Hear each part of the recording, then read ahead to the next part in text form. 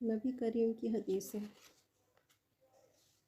حضرت جابر بن رحمۃ اللہ علیہ فرماتے ہیں کہ میں نے رسول اللہ صلی اللہ علیہ وسلم کو یہ ارشاد فرماتے ہوئے سنا، تمام اذکار سے سب سے افضل ذکر لا الہ الا اللہ ہے، اور تمام دعاؤں میں سب سے افضل دعا الحمدللہ ہے۔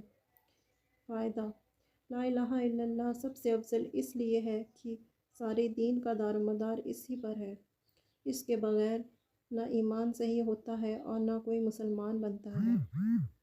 الحمدللہ کو افضل دعا اس لیے فرمایا گیا کہ کریم کی تعریف کا مطلب سوال ہی ہوتا ہے، اور دعا اللہ تعالیٰ سے سوال کرنے کا نام ہے۔ حضرت ابو ہریرہ فرماتے ہیں کہ رسول اللہ صلی اللہ علیہ وسلم نے ارشاد فرمایا، جب کوئی بندہ دل کے اخلاص کے ساتھ لا الہ الا اللہ کہتا ہے تو اس کلمہ کے لیے یقینی طور پر آسمان کے دروازے کھول دیے جاتے ہیں، یہاں تک کہ یہ کلمہ سیدھا عرش تک پہنچتا ہے، یعنی فوراً قبول ہوتا ہے، بشرطے کہ کلمہ کہنے والا کبیرہ گناہوں سے بچتا ہو۔ اخلاص کے ساتھ کہنا یہ ہے کہ اس میں ریا اور نفاق نہ ہو۔ کبیرہ گناہوں سے بچنے کی شرط جلد قبول ہونے کے لیے ہے، اور اگر کبیرہ گناہوں کے ساتھ بھی کہا جائے تو نفع اور ثواب سے اس وقت بھی خالی نہیں۔ حضرت یعلا بن شداد رضی اللہ عنہ فرماتے ہیں کہ میرے والد حضرت شداد نے یہ واقعہ بیان فرمایا، اور حضرت عبادہ جو اس وقت موجود تھے اس واقعے کی تصدیق فرماتے ہیں کہ ایک مرتبہ ہم لوگ نبی کریم صلی اللہ علیہ وسلم کی خدمت میں حاضر تھے۔ رسول اللہ صلی اللہ علیہ وسلم نے دریافت فرمایا، کوئی اجنبی غیر مسلم کو تو مجمع میں نہیں؟ ہم نے عرض کیا، کوئی نہیں۔ ارشاد فرمایا، دروازہ بند کر دو۔ اس کے بعد ارشاد فرمایا، ہاتھ اٹھاؤ اور کہو لا الہ الا اللہ۔ ہم نے تھوڑی دیر ہاتھ اٹھائے رکھے اور کلمہ طیبہ پڑھا، پھر آپ نے اپنا ہاتھ نیچے کر لیا، پھر فرمایا، الحمدللہ، اے اللہ، آپ نے مجھے یہ کلمہ دے کر بھیجا ہے اور اس کلمہ کی تبلیغ کا مجھے حکم فرمایا ہے، اور اس کلمہ پر جنت کا وعدہ فرمایا ہے، اور آپ وعدہ خلاف نہیں ہیں۔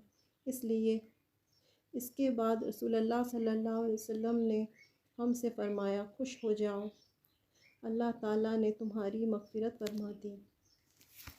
یہ حدیث مسند احمد، طبرانی، بزار، مجمع الزوائد کی ہے۔ حضرت ابوذر رضی اللہ عنہ سے روایت ہے کہ نبی کریم صلی اللہ علیہ وسلم نے ارشاد فرمایا، جو بندہ لا الہ الا اللہ کہے اور پھر اسی پر اس کی موت آ جائے تو وہ جنت میں ضرور جائے گا۔ میں نے عرض کیا، اگرچہ اس نے زنا کیا ہو، اگرچہ اس نے چوری کی ہو؟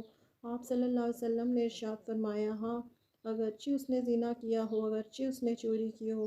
پھر میں نے عرض کیا، اگرچہ اس نے زنا کیا ہو، اگرچہ اس نے چوری کی ہو؟ آپ صلی اللہ علیہ وسلم نے ارشاد فرمایا، اگرچہ اس نے زنا کیا ہو، اگرچہ اس نے چوری کی ہو۔ میں نے عرض کیا،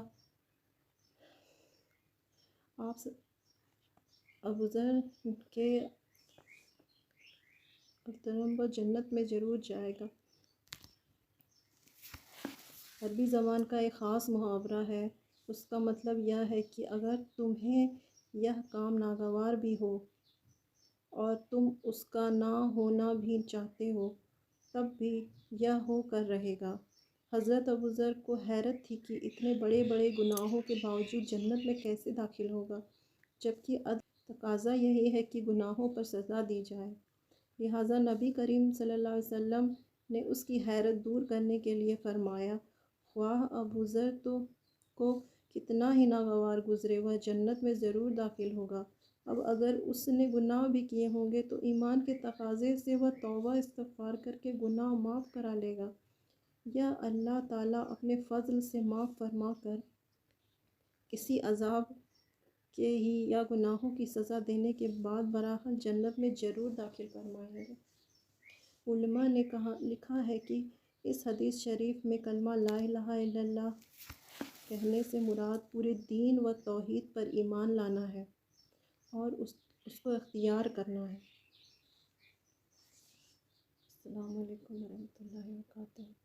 اللہ تعالیٰ ہم لوگوں کو صحیح دین پر چلنے، دین کی باتوں پہ عمل کرنے، گناہوں سے بچنے، توبہ استغفار کرنے، زیادہ سے زیادہ عبادت کرنے کی توفیق عطا فرمائے، آمین۔